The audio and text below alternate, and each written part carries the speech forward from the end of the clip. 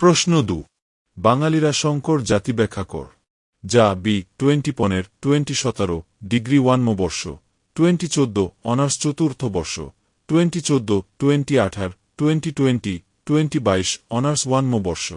বাঙালি সংকর জাতি বলতে বোঝায় এমন একটি জনগোষ্ঠীকে যারা কোনো একটি নির্দিষ্ট বা একক বংশধারা থেকে জন্ম লাভ করেনি, বরং পৃথিবীর বিভিন্ন প্রান্তের অনেকগুলো আলাদা আলাদা জাতি ও নরগোষ্ঠীর রক্ত এবং সংস্কৃতির মিলনের ফলে তৈরি হয়েছে।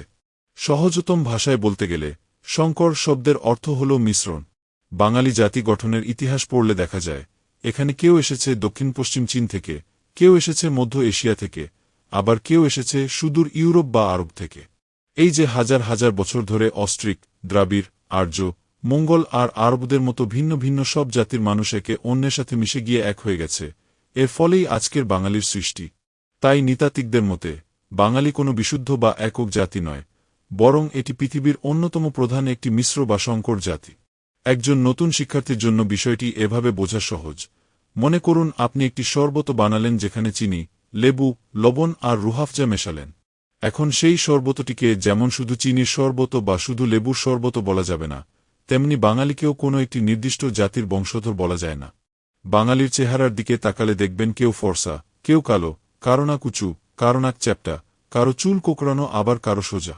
এই যে শারীরিক বৈশিষ্ট্যের ভিন্নতা, এটি প্রমাণ করে যে আমাদের পূর্বপুরুষরা পৃথিবীর বিভিন্ন জাতি থেকে এসেছিলেন।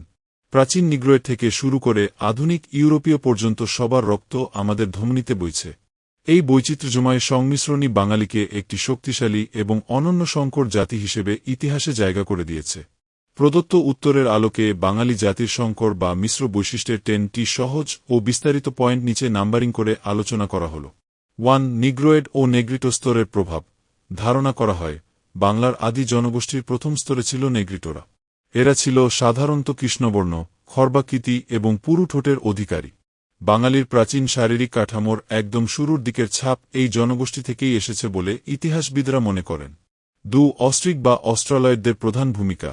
বাঙালির নৃতাত্ত্বিক কাঠামো গঠনে সবথেকে বেশি প্রভাব ফেলেছে অস্ট্রিকরা। আজ থেকে প্রায় 5-4,000 বছর আগে এরা এ অঞ্চলে আসে।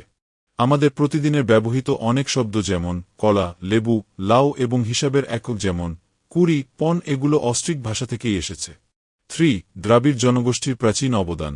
প্রায় 5,000 বছর আগে দ্রাবিড়রা এ দেশে প্রবেশ করে। এরা ছিল এ দেশের অন্যতম প্রাচীন আদি অধিবাসী। এদের উন্নত সংস্কৃতি ও জীবনধারা বাঙালি জাতির সামাজিক ভিত্তি গঠনে অত্যন্ত গুরুত্বপূর্ণ ভূমিকা পালন করেছে। 4. মঙ্গোলয়েড বা মঙ্গোলীয় প্রভাব। দক্ষিণ পশ্চিম চীন থেকে আসা এই জনগোষ্ঠীর মানুষের গায়ের রং ছিল সামান্য হলুদাভ বা বাদামি এবং নাক ছিল চ্যাপ্টা। আমাদের সিলেট, ময়মনসিংহ এবং পার্বত্য চট্টগ্রাম এলাকার মানুষের শারীরিক গড়নে আজও মঙ্গোলীয়দের স্পষ্ট প্রভাব পরিলক্ষিত হয়। 5. আর্য বা ককেশীয় ধারার সংমিশ্রণ। খ্রিস্টপূর্ব 5ম শতকের আগেই আর্যরা বাংলায় প্রবেশ করে। আর্যরা ছিল লম্বা গড়ন ও গৌরবর্ণের অধিকারী। এদের আগমনের ফলে বাঙালির ভাষা ও বর্ণপ্রথায় বিশাল পরিবর্তন আসে এবং ককেশীয় রক্তের এক শক্তিশালী ধারা বাঙালির সাথে মিশে যায়। শর, আলপাইন বা আলপীয় গোষ্ঠীর অংশীদারিত্ব। দ্রাবিড়দের পরে এবং আর্যদের সমসাময়িক সময়ে আলপাইনরা ভারতে ও বাংলায় প্রবেশ করে।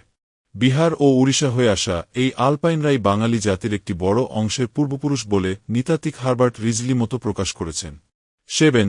নার্ডিক জনগোষ্ঠীর সাংস্কৃতিক অবদান। নার্ডিকরা ছিল মূলত বেদপন্থী আর্য। তারা বন্য পশুদের পোষ মানিয়ে গৃহপালিত জীবে পরিণত করতে জানত। বাঙালি জাতি গঠনে তাদের অবদান কেবল রক্তে নয়, বরং ঘোড়া ও মেষ পালনের মতো জীবনযাত্রার ধরনেও ফুটে ওঠে। 8. আরব ও মুসলিম দেশগুলোর প্রভাব। 7ম ও 8ম শতক থেকে আরব বণিকদের মাধ্যমে বাংলায় মুসলিমদের যাতায়াত শুরু হয়। পরবর্তীতে তুর্কি, আফগান, ইরানি এবং মুঘলরা বাংলায় বসতি স্থাপন করে। এর ফলে বাঙালির নিমিশ্রণে মধ্যপ্রাচ্য ও মধ্য এশিয়ার এক নতুন ধারা যুক্ত হয়। 9. ইউরোপীয় জাতির রক্ত ও সংস্কৃতির মিলন। 16 শতকের দিকে পর্তুগিজ, ওলন্দাজ এবং পরবর্তীতে ইংরেজরা বাংলায় আসে। কয়েক বছরের উপনিবেশিক শাসনের ফলে ইউরোপীয়দের রক্ত ও সংস্কৃতিও বাঙালির সাথে মিশে গিয়ে সংকর জাতি হিসেবে বাঙালিকে আরও বৈচিত্র্যময় করেছে। 10. বিভিন্ন জাতির সমন্বিত রূপ বা মহামিলন। পরিশেষে বলা যায় বাঙালি কোনো আকস্মিক সৃষ্টি নয়।